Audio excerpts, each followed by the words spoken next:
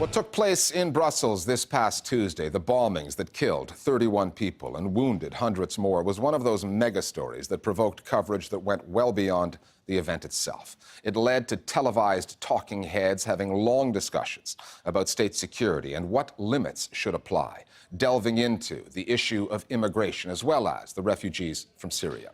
And one American channel used Brussels as a way into the debate, because there is one in the U.S. over torture. That's what happens when a story is big enough. It travels. And such stories can also reveal much about the news organizations that cover them. Things like news hierarchies, the extent and limits of cultural empathy, as well as double standards. Not that we haven't seen that before. The bombings in Paris happened just 4 months ago, and a pattern is emerging in the way these stories are told. Our starting point this week is Brussels.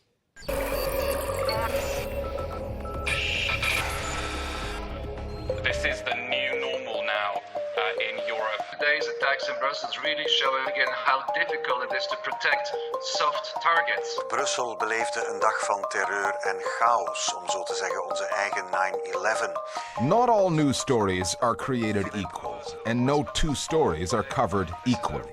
But what does it say about the news industry and how the English-language news media see the world, that two simple web searches of two similar stories, the attacks in Brussels that killed 31 people, and a car bomb in Ankara 10 days before that killed 37, would yield such dissimilar results? It's pretty indisputable that there is a hierarchy in terms of, shall we say, Western media coverage of these attacks. It's not to say that there was no coverage of the attacks in Baghdad or in Turkey, but the volume and the tone and the urgency of the coverage was nowhere near what it has been since the Brussels attacks. Faut-il encore reconsidérer la menace terroriste? Édition spéciale ce soir. When you compare it to what happened in Beirut or in Baghdad or in Istanbul, and then here in Brussels, it's another world. The first time in Istanbul, it was a huge thing. We send a special correspondent. The second, we hesitate, and the third one, we don't even think about it. So then Brussels, that's different. That's coverage day and night all the time. The volume of coverage is not even on the same scale. It's actually called special coverage on NBC, and they have special music that goes with it. They create a graphic that goes with the Belgium attacks. I mean, do we have anything similar to that when it comes to the attacks in Turkey? I think that's what we kind of lose when we have these coverage of attacks in other parts of the world outside of the West. And we just kind of think of, well, how many were killed? Just give me a number. And that's it. There isn't this kind of really in-depth empathy. Stories as big as this one have a habit of spreading beyond borders and bleeding into other areas of debate. Journalists have delved into security angles, some of which are related and some not. As the New York Times put it, it did not take long. Almost as soon as the bombs went off in Brussels came the bitter debate about the influx of migrants from the Middle East and North Africa, even though the two suicide bombers were neither refugees nor immigrants to Belgium. They were born there. When there is a terror attacks, the obvious agenda which comes on the table is about security. There are some extreme right-wing politicians in Europe copying what happened after 9/11 in the States. I mean, they're pleading for our kind of Patriot Act. Ik heb gesproken over een Patriot Act in een interview van 10 I think after the attacks in Brussels, that the responsibility of media, but not only media, also politics is immense. Of not spinning only a tough security discourse, but also a society discourse. Something that I saw in the media that was very striking to me was an image of a young boy who is in the Greek border, hoping to get into Europe, fleeing war, seeking asylum along with his parents. And this boy is holding a sign saying, "Sorry for Brussels."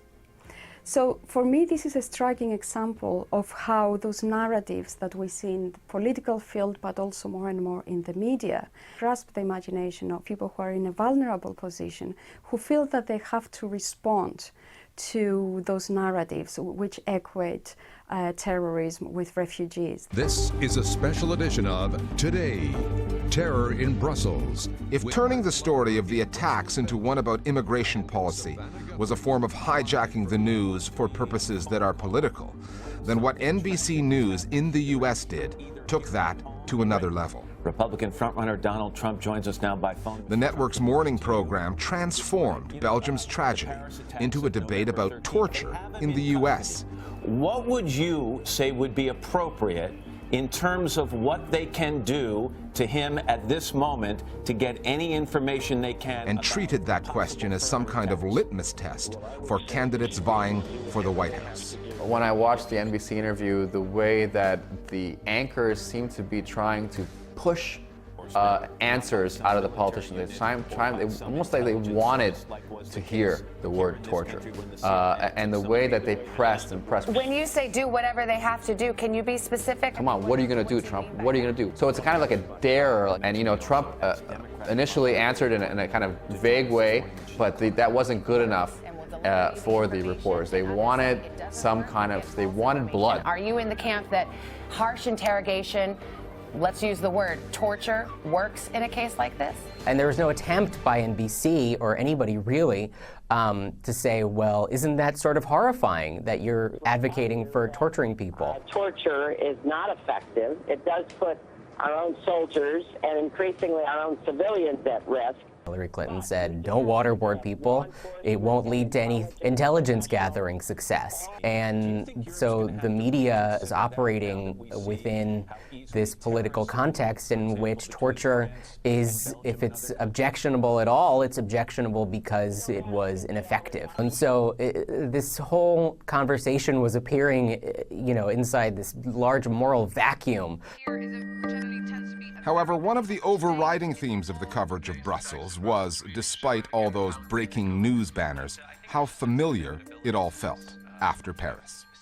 That fatigue was expressed in various ways online, messages that were aimed at those responsible for the killings, but also could apply to the news organizations entrusted with reporting the story. The media are more and more taking the position of setting an agenda. So what does it mean to have the Belgian people, the Brussels people, having a face and a voice, while we can never see the face and the voice and the sorrow of people of Turkey and the people of Istanbul?